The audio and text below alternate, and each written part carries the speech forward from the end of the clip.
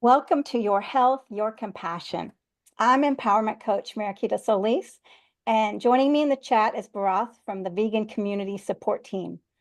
Today, we're diving into the powerful connection between what we eat, how we feel, and how we show up in the world. A conversation grounded in both compassion and science.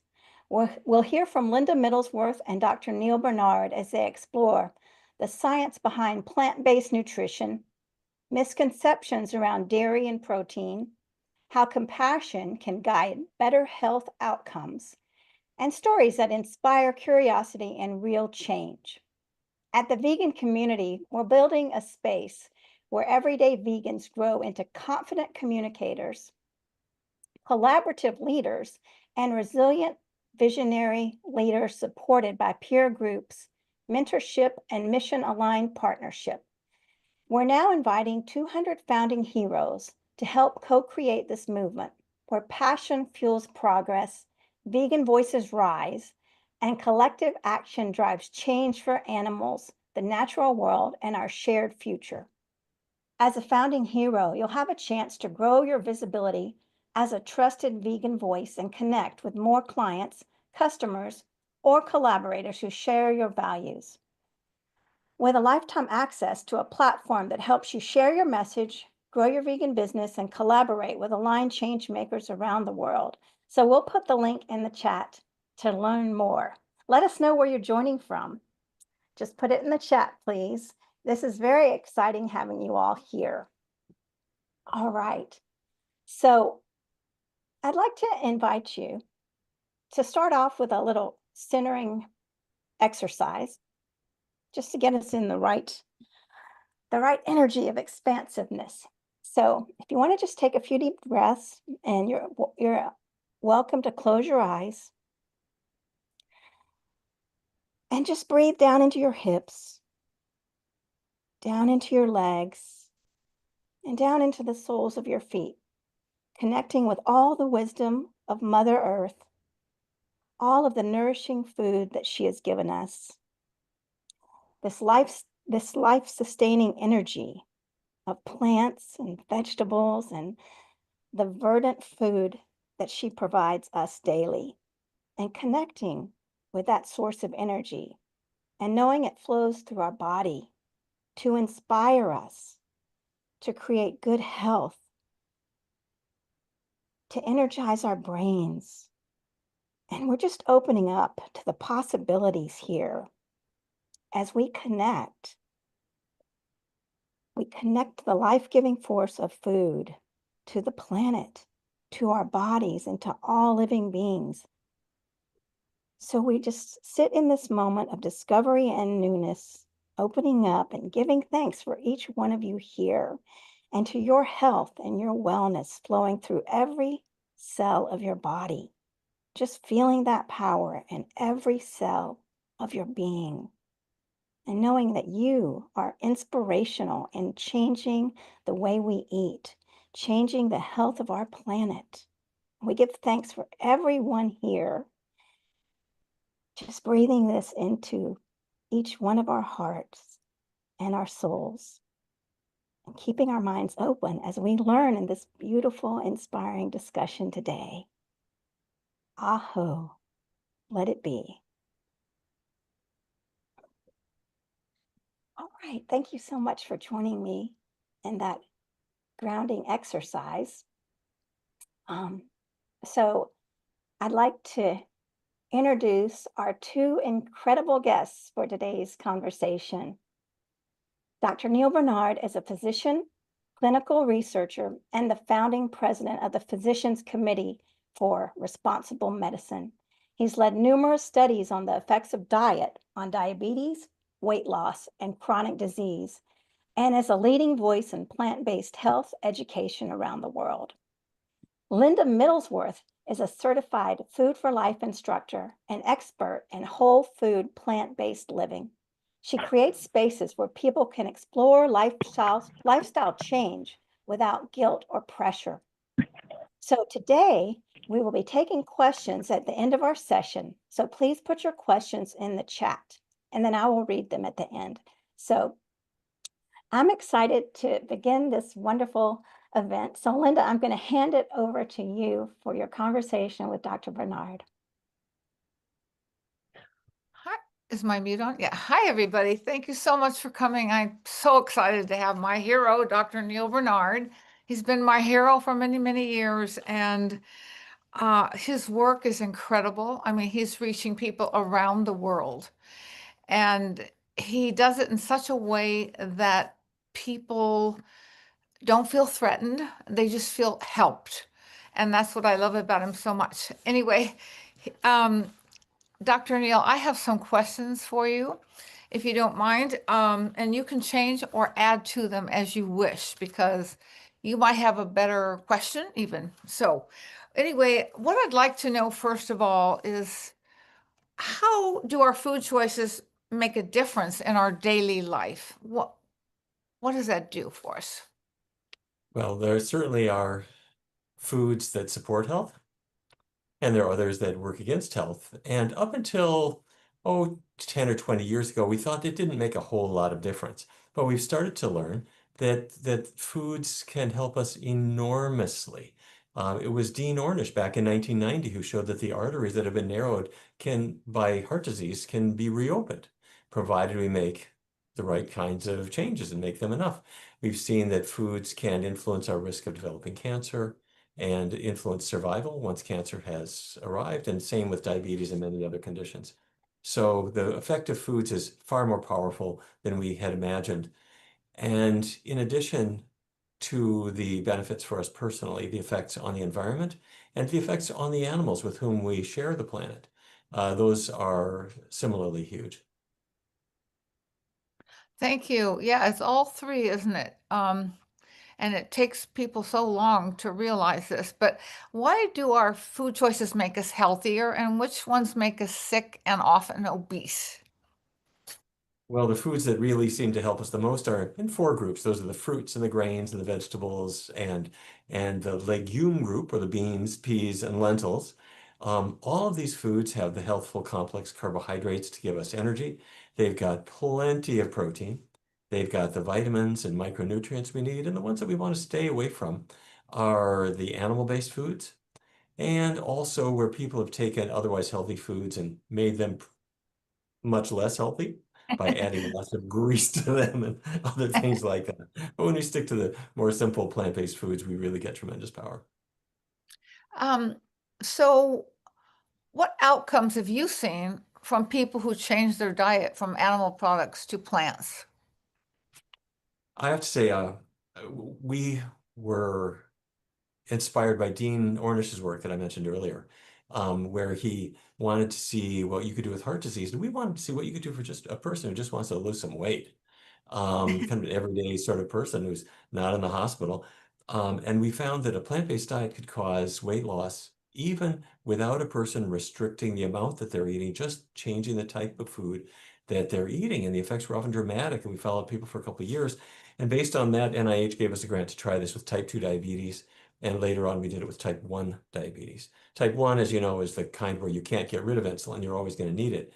But we found that this diet change does help with both conditions. Although with type 1, you're still going to need some medication. But with type 2, we found that we could get some people off their medications and that people would lose weight and feel dramatically better. And we found that with hormonal conditions, whether it's menstrual cramps or menopausal hot flashes or other conditions, foods could adjust hormonal levels, and many other conditions as well. So it's really been quite a surprise for us along the way. I heard that people, even on a type 1 diabetes, can reduce some of their medication. Is that true? We I'm did not a sure. randomized trial. We did a randomized trial on exactly that, where we brought in people with type 1 diabetes. They're all on insulin because when you have type 1 diabetes, that means your body is no longer making insulin at all. But we found that when people changed their diet to a low-fat vegan diet, their insulin requirements dropped by about 28%. Plus, they lost weight and their lipids tended to get better. And this is important for two reasons. One is, the more minor reason is it's nice to not need so much medicine. The major reason is what kills a person with type 1 diabetes or any other kind of diabetes is the damage that they have to their blood vessels. And when you get the cholesterol and animal fat out of your diet, and your lipids come down, and your blood pressure comes down, and your blood flow is better, you're protecting those blood vessels that course through the retinas of the eyes and through the kidneys into your legs and to your heart. Wow. Why are some people still having trouble either gaining weight or losing weight on a plant diet? Well, if you're having trouble gaining weight, you're probably the envy of everyone else, because they're busily trying to get rid of excess weight. Um, I guess the vast majority of people have weight they'd like to get rid of. And for most people, if they switch to the kinds of foods that I mentioned earlier, people lose weight without really thinking about it. But the things that can slow it down are, first of all, not really getting the animal products out of your diet. If there's a little cheese here and there, it's 70% fat, and every fat gram has got 9 calories hiding in it. So that's going to slow it down. And oily foods will slow it down too. So even sort of healthier fats like peanut butter or olive oil, they are pretty concentrated in calories. So in our research studies, we keep those foods low too. Um, how can people change their taste buds, and how long does it take to get rid of their cravings? We use a 3-week time frame. When I say we, I mean here we have a medical center called Barnard Medical Center, which, by the way, we see people with telemedicine. So it could be even people in California sometimes come to see us just virtually. But wherever people come from, um, when we rework their diets, we often use a 3-week time frame where we'll say, okay, you want to knock off some weight. You don't have to think for the rest of my life, I'll never be able to. What you don't want to think forever. You think right now. And if a person says, okay, I'm going to go vegan, and which, by the way, is the word that we use, and we'll say plant-based if you want to sound sort of politically correct or something. But the word vegan is handy because it really means, sometimes for some people, plant-based means I'm mostly not eating animal products, but sometimes it means different things to different people. So it's okay to use those words, but vegan means you're not eating the animal products at all. It's like period, gone. So that's kind of handy.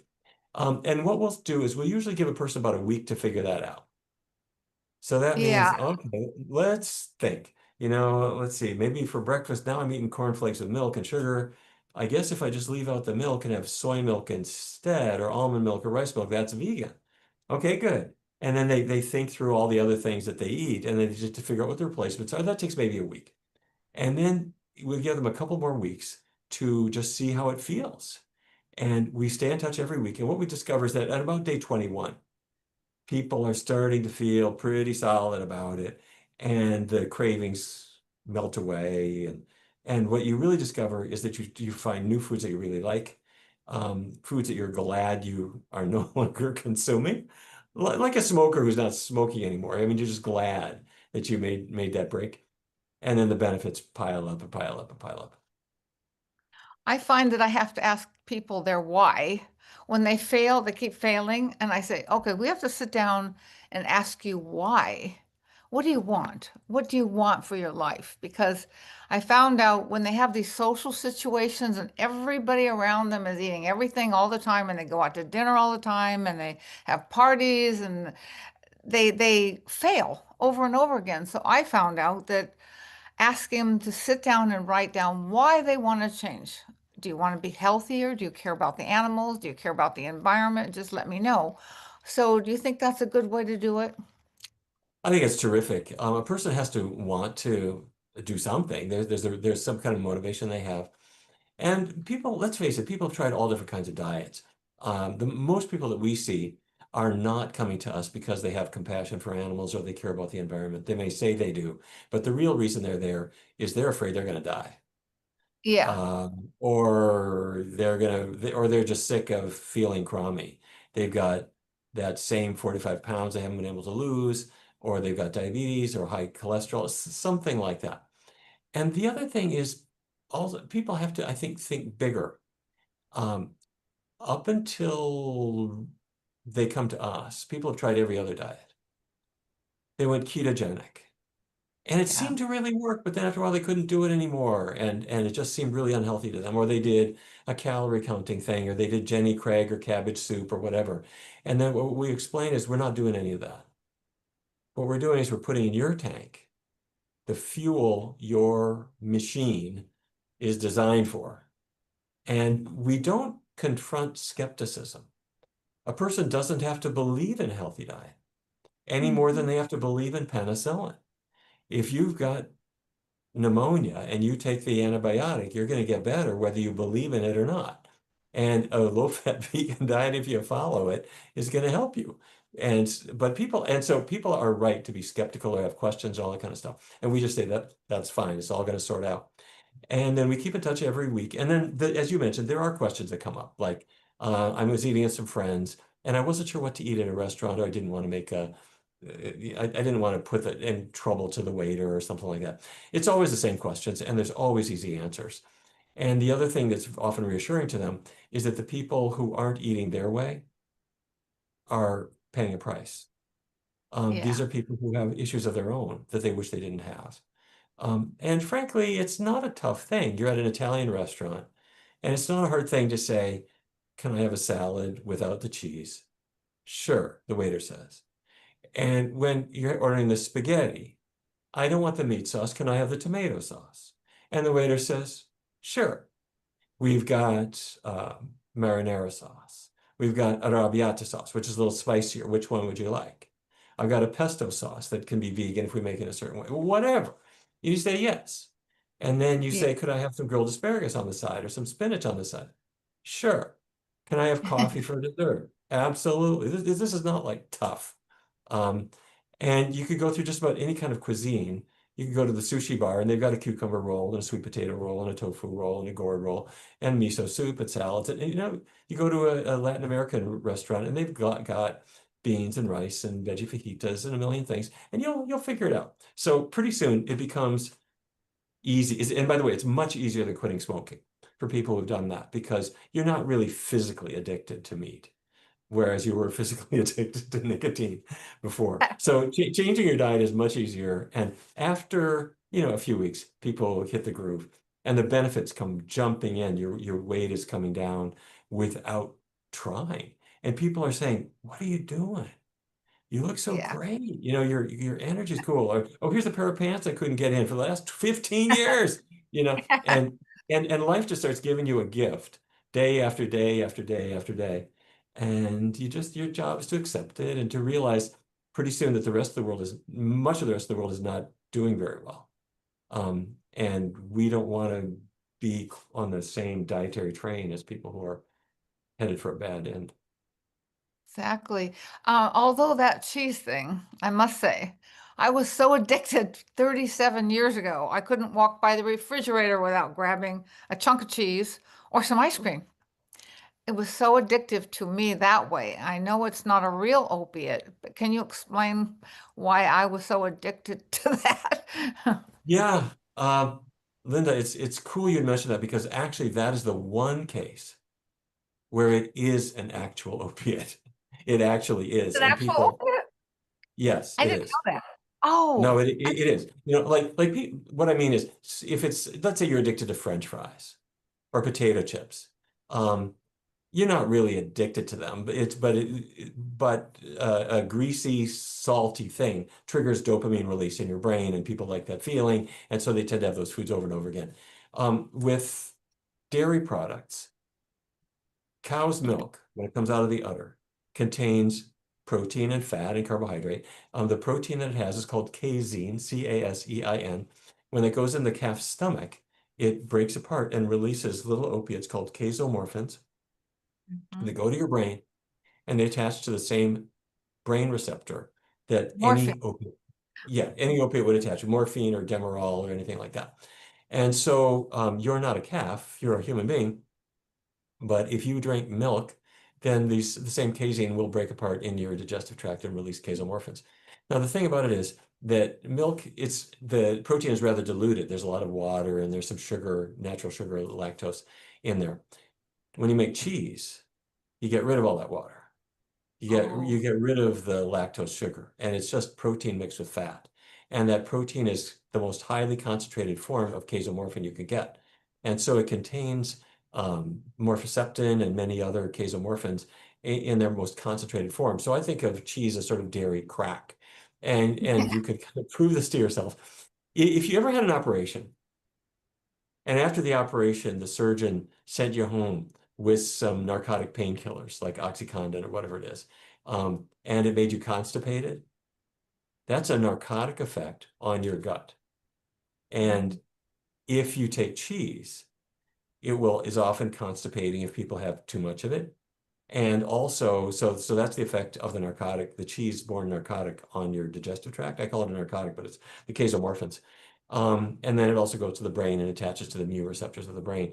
And it's not strong enough to get you arrested. I mean, the strongest casomorphin has about 1/10 the narcotic binding power compared to pharmacy grade morphine. So it's more than enough to make you want cheese and to crave it and to miss it if it's gone.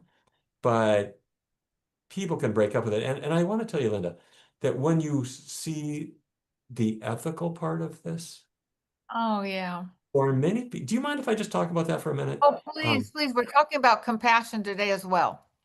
Okay, this is a surprise for a lot of folks, but let me just kind of walk through this because for some people, this changes their life. Cows are mammals. Mammals, by definition, have mammary glands and make milk for their young. Cows do not make milk, and no mammal makes milk until they are pregnant and give birth. And when they give birth, they make milk.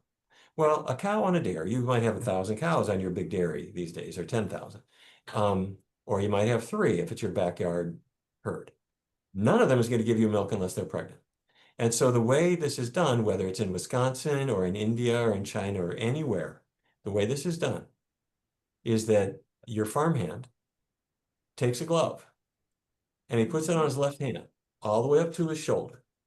And he puts his hand into the cow's rectum and all the way up to his elbow, and through the rectal wall can feel her uterus and will grab a hold of the uterus. And then with his right hand, he takes what looks like a knitting needle and he jams it through her cervix and injects semen that they took from a bull. Now, she will not object to this because she is chained by the neck and cannot move and will get pregnant whether she wants to or not. She doesn't want any of this, but he's going to impregnate her. This happens on every farm, and I don't care where you are, this is what they do. And then 9 months later, she gives birth, and the calf is there in the hay. Day 1 of life. And all the farmhands gather around because there is nothing cuter than this awkward little baby calf. They're all elbows and knees, and the mother's licking them off, and you could just see this mother-infant bond blossoming in front of you.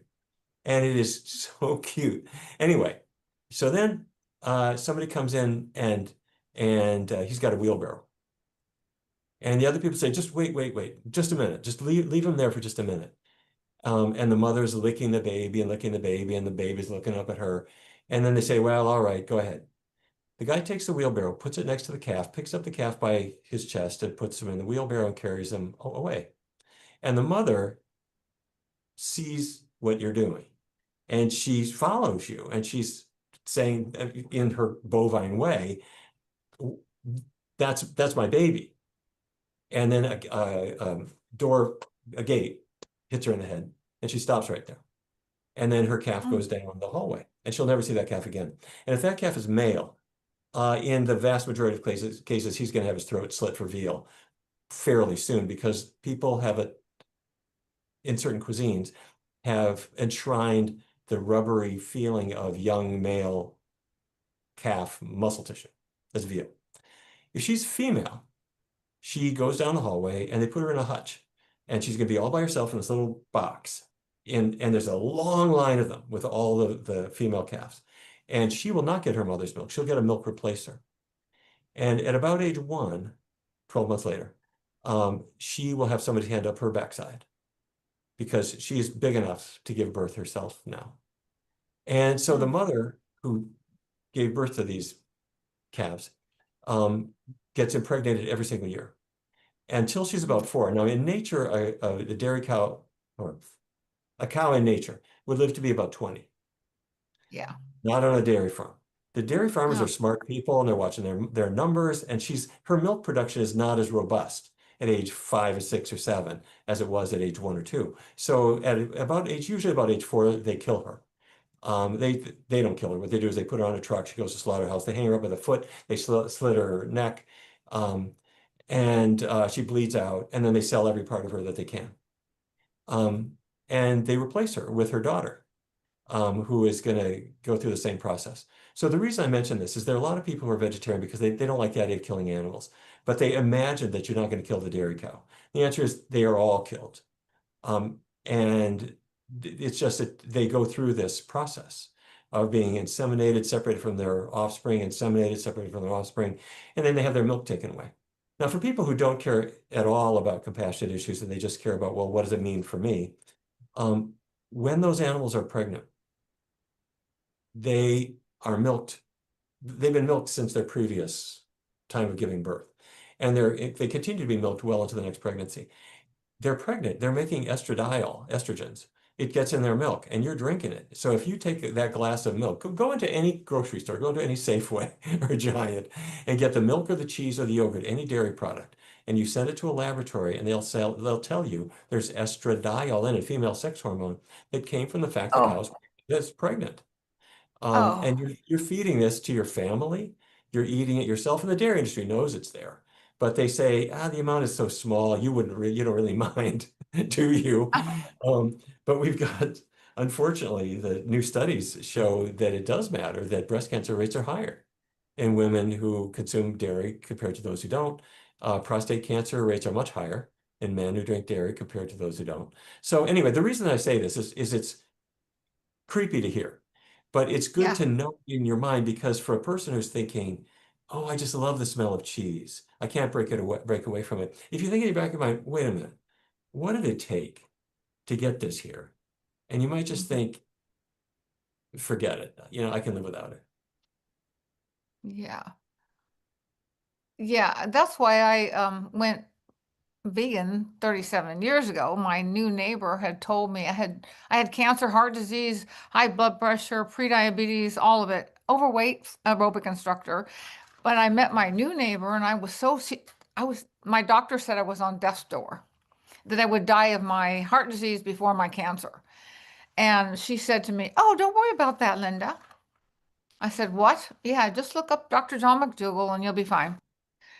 Well, I did, and I got rid of everything, but I didn't know any of this. And I was so mad at the age of 44 to think that I had no idea what happened to a dairy cow. Because then the next week she told me what happened to a dairy cow. And I said, "Yeah, I really hate giving up that cheese. I miss it so much." And she said, "Well, you know what happens to a dairy cow? They take the baby away from the mother at birth and they run after each other and they can't get to each other." And I said, "Okay," I became an animal rights activist on the spot, right there. That was 37 years ago. And and I always thought everybody would do that once they knew what happened to a dairy cow. So I'm so glad that you brought it up because people have no idea what really goes on in that dairy industry. It's horrifying. And it's really a rape rack that those mamas have to get on where all these guys are sticking their arm down there. I mean, it's horrifying. So, it's really anti-feminist too, by the way, when you think Yeah, about and, it. and I should say, people don't necessarily have to know or care about the compassionate part of things. And I think human beings in general, our capacity for compassion is limited. People feel it for their family members, but for somebody who's kind of distant or another species or whatever, people have trouble kind of summoning up a compassionate response, and I understand that. And yet we always see that the health issues follow along with the compassionate issues at the same time. To produce these products requires so much manipulation of the animals that the compassion is an added motivator for people who kind of need that during moments of weakness. Yeah, I always tell people, I don't care if you're in it for just your health. I'm fine to help you with that because most people, like come to you for health first. And then they don't know much about the animals, and some want to know and some do not want to know. And so that's fine with me. As long as they change their food, I'm still helping the animals so and them. And so it makes me feel good. So why do so many people every day I get this because I talk about veganism every day. Why do so many, I could never do that. I could never get enough protein. I need quality protein. Can you can you address that one? Yeah, sure. And by the way, I should say that although we're talking about kind of challenging issues here, I don't mean to suggest that the people who raise cattle or the people who are raising other animals are necessarily evil people or anything like that. That's not what I No, mean. no. These are good business people who got involved in a business without really maybe having these other issues really front of mind. And we saw this with tobacco. Tobacco farmers were good people who got into a trade that eventually turned out to be linked to cancer. And they were stuck in this horrible situation. They're trying to take care of their families, trying to have a good product, build successful companies. And then the science became pretty clear. And the reason I say this is my grandfather was a cattle rancher, and my father grew up in the cattle business.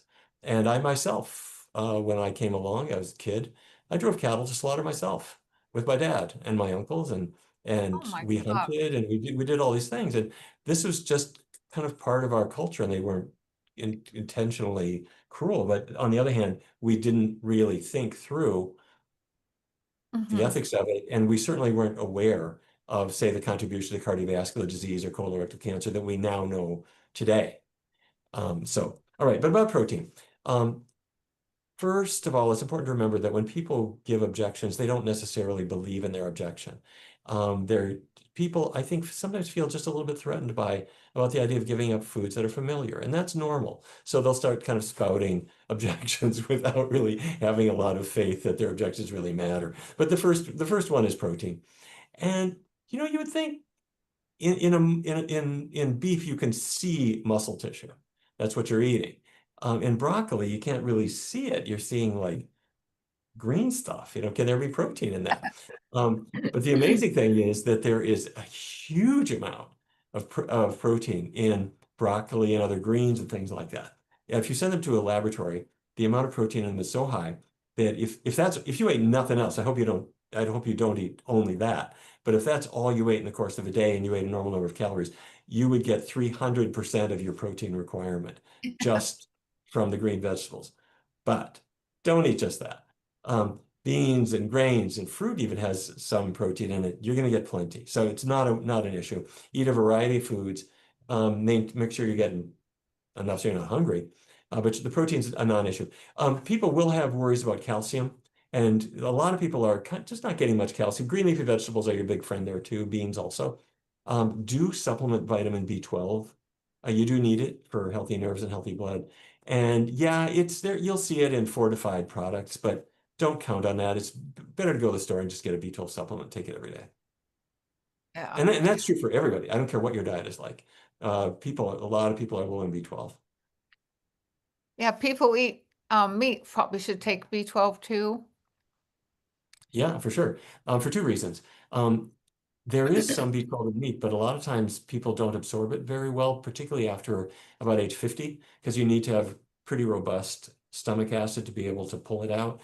And the second thing is if you're on an acid blocker or if you're on metformin for diabetes, these things interfere with B12 absorption from meat or from animal products, but these do not impair B12 absorption from a supplement. Yeah, thank you. I am because a lot of people say I don't need B12 because I'm eating my beef every day. And I eat clean meat, they say me tell me. I eat free range.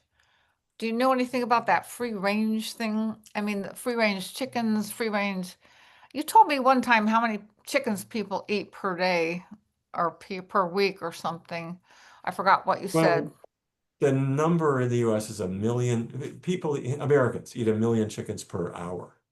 Per hour? Mm, Right. uh, Yeah, yeah. it's nice thought, isn't it? Um, but free range is a fancy way of saying raising cattle exactly the same way as people raised them, maybe a generation ago. When my grandpa was raising cattle and my uncles and who are still doing that, my cousins, it was always on a pasture. And Yeah. it still has cholesterol and animal fat in it. It's not as if it was a healthy product. And then toward the end of life, you would like to fatten them up on a high corn diet because that would increase the amount of fat in the muscle tissue and make it a more a richer grade. But whether it's in a factory farm or on a pasture or whatever, you're still eating muscle tissue and it's still got cholesterol and animal fat. It's still linked to disease processes. I just wanted to add that I just recently did a protest against Trader Joe's because they buy their chickens from Purdue Poultry. They kill 49,000 chickens 5 days a week there, but they have a packaging that says Rocky Free Range with a happy chicken jumping around on the grass in the sunlight, or some other ones that say free range. They aren't, but the eggs are not free range. And we have investigated now since 2017 there. I mean, the group I work with that has, and they have chickens that are splayed legs or they're upside down and they don't have any feathers and they can't get to food or water. Many of them, 10% of them die before they ever get to slaughter. Then they boil them alive. And then if they have bird flu, they put them in what's called ventilation shutdown, where they actually heat up the room they're in, or the hall, or whatever you call it, barn. They close all the vents and turn the heat on for them to suffocate to death, and it can take many, many hours, and it's very painful. But people have no idea what's happening with their free-range chicken or chicken eggs. And I wanted to add that in because it's such, I can understand why my whole family buys free-range eggs, and they have no idea what's really going on with those chickens. And they are very friendly, sweet little beings like all animals are until you hurt them, and we hurt them. We are the only species to go around hurting and killing other species for no reason. But it is about money. And I understand that farmers, they get stuck in a process where they're making money. But here's the part that's really hard for me to accept. Sorry. We taxpayers are paying for the farmers to kill billions of chickens over and over because they have bird flu. In California, they have bird flu. And I found out that half the people in the world who have bird flu, who actually get it, the humans, from working in raw milk or something, they actually die. 50% of the people are dying who actually get that bird flu. So we have to not have that pandemic. So if you can write to your congressperson or commission, please do, because we need to stop this practice. And taxpayers should not be paying to murder all these animals. So I just had to add that in. Thank you for listening. It's very dear to me. So, so are you concerned about the animal experimentation? And don't we need it for humans to make it okay for humans, our medication or our food or whatever, or the chemicals we use? Don't we need that? Here again, this is an area where luckily scientific progress and compassion are going in the same direction. The FDA, the Food and Drug Administration, has had a tough job. Their job is to approve drugs for sale. So let's say we need a new antibiotic. How do you show that you can swallow this thing safely? So historically, people would say, well, let's give it to a rat, or give it to a mouse, or give it to a dog, or maybe a monkey, and see what the effects are on them. And the problems became clear early on, is that different species react very differently to different drugs. And so you could have something that seemed safe in rodents, but wasn't safe in a dog, or seemed safe in rodents and dogs, but not in primates. And it became really challenging to know if drugs were safe. And you have similar issues with, say, the Environmental Protection Agency, where they're not looking at a drug you're swallowing, but they're looking at things that you could be exposed to without knowing it. Something in drinking water or in the air. That's, what EPA is all about. But they've had the same issue. And luckily is that a whole science has evolved that has been of benefit to both, which is looking And there are many different ways this works, but one way this works is you take human organoids. You could take human cells, like skin cells or lung cells or whatever they may be, and you can put them in chips, and you can expose a candidate drug to them. You can even run them through human liver cells so they get metabolized to smaller molecules, and those smaller molecules can be assessed as well. And you get elaborate safety information. Now, none of this ever is an absolute guarantee, but April 10th of this year, 2025, the FDA announced that it was targeting a complete end to animal testing for new drugs. They said, we're going to take some time getting there. We're going to start with monoclonal antibodies, which are certain compounds that are used a lot for rheumatoid arthritis or Crohn's disease. You see them advertised on TV a lot. And then other applications after that. But their goal is to have drugs be safer. And to have them be safer is to get away from testing them on non-human species and to test them using these new mechanisms. So we're really excited. About 2 or 3 weeks after that, NIH came out saying we're going in the same direction, is that we are sick of studying hypertension in a mouse. Let's study these things in better ways. And in my own work here, we were funded by NIH starting in 2003. And we wanted to see what diets would do for people with type 2 diabetes. And I mean, I could have brought in rats and make them diabetic and give them a vegan diet and see what that would do. But then the question would come up is, how does that relate to people? And so what we do instead is we work with people. And the beauty of it is we're doing a study now with Yale University where we bring in people who have had diabetes for a long time. They got extra weight. And we look at how a diet change affects what's happening in their liver, what happens in their muscle tissues and so forth. A generation ago, people would say, well, dissect the rat after the diet change and see what's happening in their liver and muscle. Our participants, our human participants, lie down on a table, go into a magnetic resonance spectroscopy machine, thinking about whatever they want to think about, whistling along, whatever, with the music we play.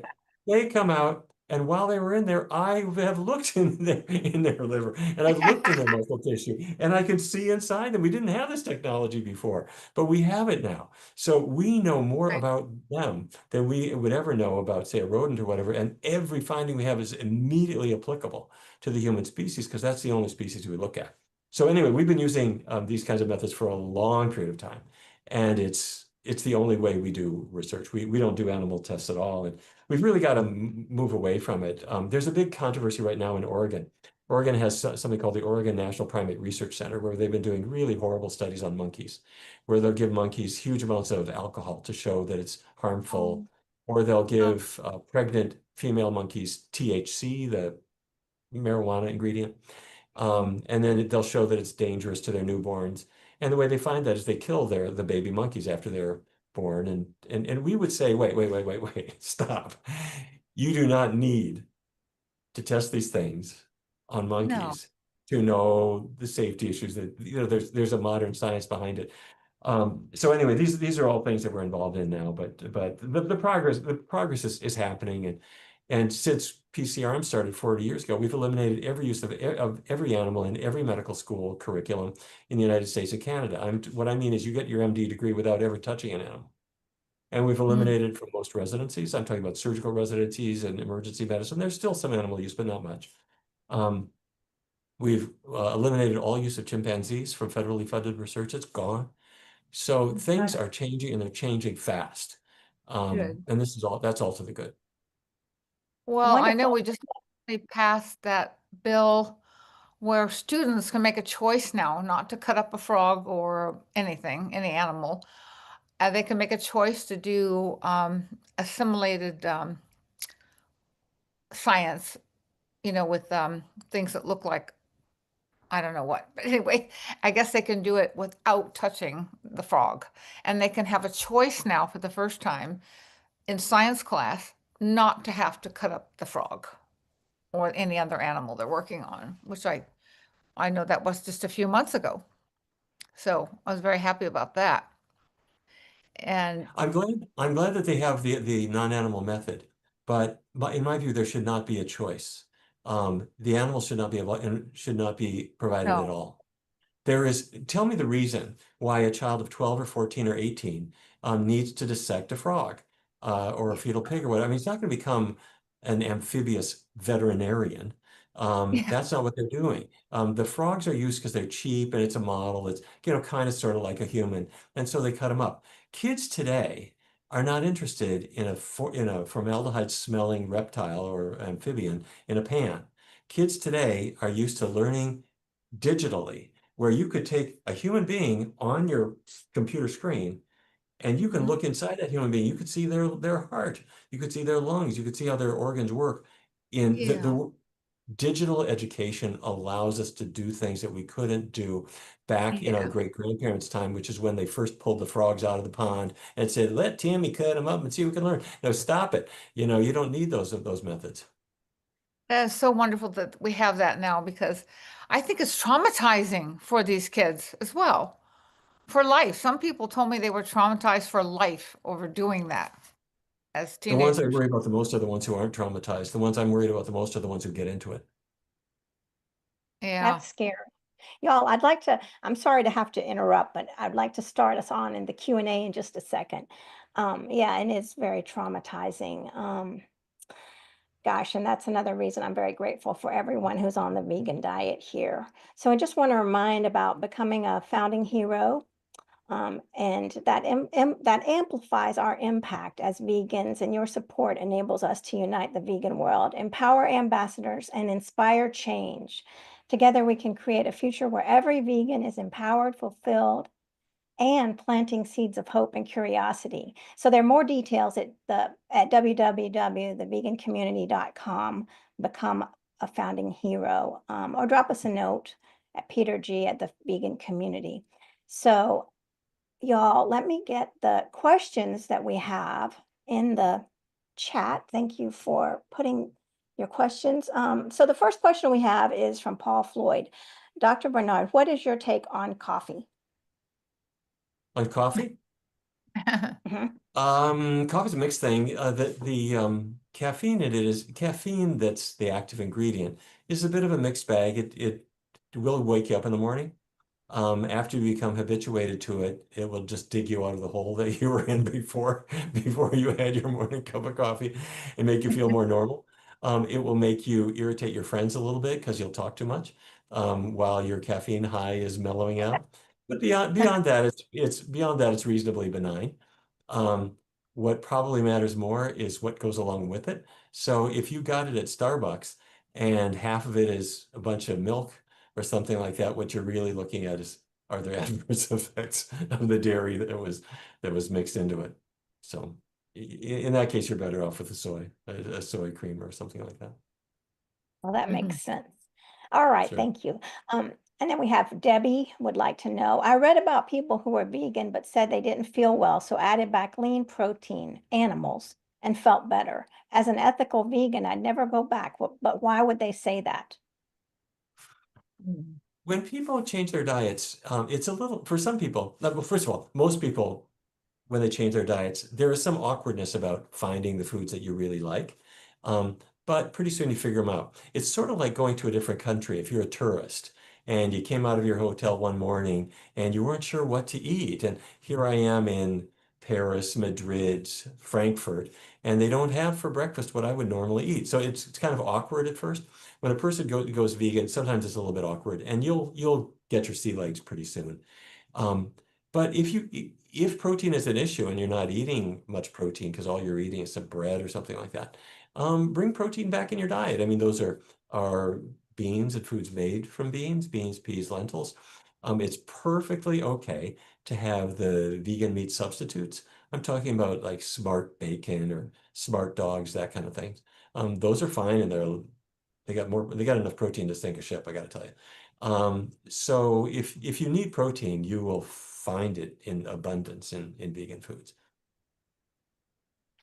Thank you. Well, this one also relates from Sai. I heard that animal protein is more bioavailable. Is that true? Actually, the scientific world, has done a complete 180. Back in the 1950s, the whole idea was that you need more protein is better, and animal protein is better than plant protein. What they meant was that protein, if you looked at it under a microscope, the molecule of protein looks like a whole bunch of beads stuck together in a chain. So each bead is an amino acid, and there are 20 of them, and you need all 20. You can make some of them, but others you have to get from food. And so if you look at, say, animal muscle, the proteins in it are pretty similar to human muscle. And so people say, well, that's what I should be eating because that's just like me. And they thought, but if I'm eating broccoli or whatever, I may or may not get the amino acids I need. Okay. Researchers started to look at the amino acids that were in plants and discovering that all plants have all the essential amino acids. And let me repeat that because people are going to think I misspoke. All plants have all the essential amino acids. Some of them are higher in one, some of them are higher in another, or whatever. And so you're going to eat a variety. And that's why I say eat grains and beans and vegetables and fruits, and you're going to get the amino acids you want. But people say, well, yeah, but you know, in an animal, it's kind of more of a match for yours. In 2016, Harvard University researchers did a study that blew that whole idea out of the water. They looked at a very large group of people, more than 100,000 people, and they discovered that if you, instead of having animal protein, had plant protein, and then you followed these people as the years went by, your mortality would go down. Controlling for everything else, your mortality would go down if your protein came from plant sources. And they did what we call substitution studies, where you say, okay, instead of beef protein or fish protein or pork protein or poultry protein or dairy protein or whatever, the plant proteins were always associated with the least mortality. And so since that time, we've been basically saying plant proteins are far and away the way you want to go.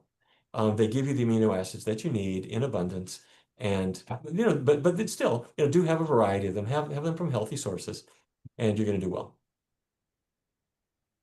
Okay, great. Now we have a question from Barath. What's one health myth you believed for years that turned out to be false? Whew, there are so many of them. I'll tell you one was that I kind of found myself thinking that say something like a fish farm would not be abusive. But I recently discovered that something that might amaze you. Tell me if you ever heard this before. Shrimp. A shrimp is like this little tiny animal. I mean, you don't really think about them at all. You know, they're on your shrimp cocktail is what people think. But it turns out that shrimp never saw themselves that way. Shrimps would say to you, we are the calculator of the animal world, meaning in the old days, we used to have mainframe computers that shrunk down to be this tiny little electronic device that was smarter than all the mainframe computers. Here's what I'm getting at. The human eye can see blue, you have blue, red, green photoreceptors. A pigeon has a better eye than yours. They can see blue, green, red, and ultraviolet.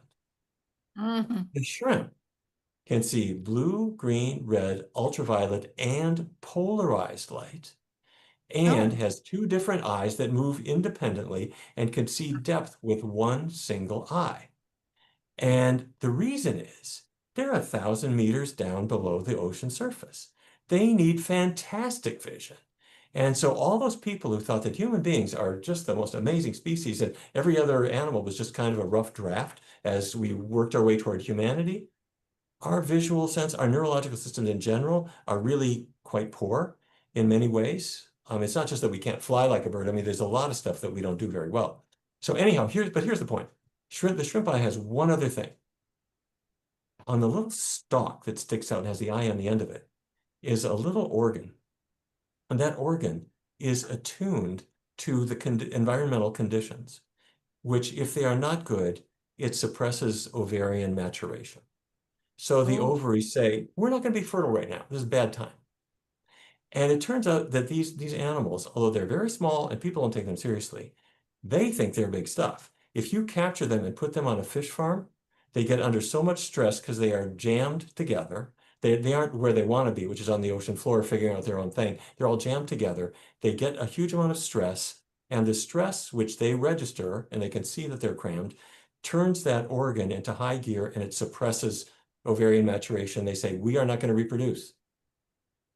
So farmers, being very smart people, including the ones who have fish farms, they have a solution, which is a razor blade. They pay people very badly to take each shrimp, the female shrimps, take the razor blade and slash it right through their eye, and then they push the little eye out of the they enucleate it, and that blinds the shrimp, and they can't tell, and then their ovaries are not stopped from maturing, and although their mortality is higher, they will start making little baby shrimp really quickly. And if you look at the UN Food and Agriculture Organization, they have a manual with diagrams on how you can do this. And every tiger, shrimp, mantis, shrimp, whatever you ever ate that was part of your shrimp pasta dish, this is where they came from. So the point I'm making is, if you ever thought that there was a limit to the number of gross things that you can that can occur, there probably is no limit. And if I have saved somebody from putting a shrimp on their next menu, I hope that'd be helpful. Thank you. Wow. I think it did. Yeah, that was very impactful. So we have another question from Sai. What is the best way for a female in postnatal phase who is underweight to gain weight? Doctors are saying to eat egg.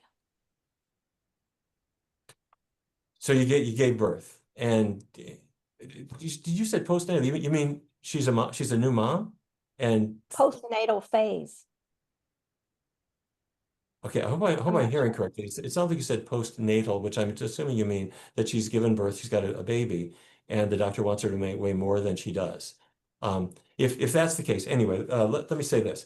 Couple things. First, see your doctor and take your doctor's advice. Generally speaking, that's a good idea. But if the doctor says something a little cockamamie, like you need to have eggs or something like that, you may want to keep in mind that your doctor didn't learn anything about nutrition in medical school. They usually leave that to dietitians, and there are plenty of really good dietitians you can consult, and you can always get a second opinion. So don't hesitate to do that.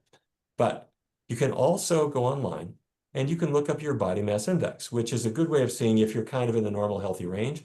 Sometimes people will say you're underweight because you're skinnier than they are, but your average American is overweight. Your average American is overweight, and they look at you and they think, well, you need to gain some weight. Go online, look up a BMI calculator, body mass index calculator, put in your height and weight, and if you are between 18.5 and 25, then you are in a healthy weight range. And forget about it. Don't worry about it. But do take your vitamins. If you are breastfeeding, which I hope you are, if you got a new baby, talk with your doctor about the supplements that you should be having during this time, and get a second opinion if you need it. All right, let's see. We have time for one more question. Anne, can you provide study citations that I can share with family for increased prostate cancer risk from dairy and other studies showing the health dangers of dairy and eggs? Sure. Because we don't have lots of time right now, let me mention that I do write books about these subjects, and so do others. And so I wrote a book called Your Body in Balance a couple years ago, which talks about hormone-related conditions, including prostate cancer and breast cancer. And in that book, I do give all the references that you can see. If you look at our website, PCRM.org, you'll also see lots and lots and lots of studies and references that will, I hope, be helpful to you. Just really quickly, because you asked me about prostate cancer in particular, where this really became well known was at Harvard in 2001. A study called the Physicians' Health Study really made this pretty clear that there was an issue, but this wasn't really a big surprise, because 3 years before that, another Harvard cohort called the Health Professionals Follow-Up Study found the same thing. Dairy-consuming men had substantially more prostate cancer than other men. Since that time, there have been many more studies, and they're going all pretty much in the same direction. Wow. Wonderful. Well, I'll have to look that up. So I wanted to make sure that everyone knows that we have some other great conversations. Linda with Philip Woolen. We've got Dr. Silas Rao coming up. I'll be speaking with Claire Mann, and that's all in the in the chat box. And so I wanted to thank everyone for joining today's session. And remember that our founding heroes are our pillars that keep this series alive, and more online events, trainings, resources, and everything. So if you feel inspired, go to thevegancommunity.com or again, email peterg@thevegancommunity.com. And because we are here to build this movement with you. And I want to give our last two amazing guests the final word. So Dr. Barnard, I your guess I would final just say thought. thank you. I would just say quickly thank you to all of you for being part of this. You know, for me as a doctor, we see people in research studies and in our clinics, but each of you, you might have a question or an idea or a thought or whatever it is that came from this, that if you pass it along to somebody else, you'll change their life. And if you're on social media, so much the better. You'll reach people you never even met. So thank you for inspiring and educating other people. You never know the lives that you'll save, but I guarantee you, by spreading the word together, you'll save lots and lots of lives. Thank you so much, Dr. Neal Barnard. You are just the most inspiring human I know. And I love your work for so long now. How many years has it been? You started Well, PC. the Physicians Committee is hitting its 40th Wow. anniversary this year. So yeah, Wow. we turned 40 in Amazing. April. What are you, 102 now? Yeah, we'll see. Anyway, right back at you, Linda. Thank you for doing all the great work that you have Oh, done. You have our Voice of Compassion Award, as you know, and we're so grateful to you for everything that you so have done. honored. So honored for that. Thank you so much, Mariquita and the vegan community and Barat, who's in here. Thank you so much for helping us do this today, because I think it's a great way for not only people to answer questions, get their questions answered, but to meet other people. Look at all of us who are asking questions and wanting to know more to help other people, including yourself. So I think it's fabulous. All this work is just wonderful. Thank you again for coming today. And tomorrow we have Philip Wolin at 3:30 Pacific time. Please sign up. He's my compassion guy, and I know Dr. Neal knows him. And he is a fabulous, inspiring person as well. So thank you so much, everybody, for coming, and Mariquita for being the moderator, a wonderful moderator, our empowering coach, too. And so have a great day, guys, and thank you for being here. Thank y'all. Bye, everyone.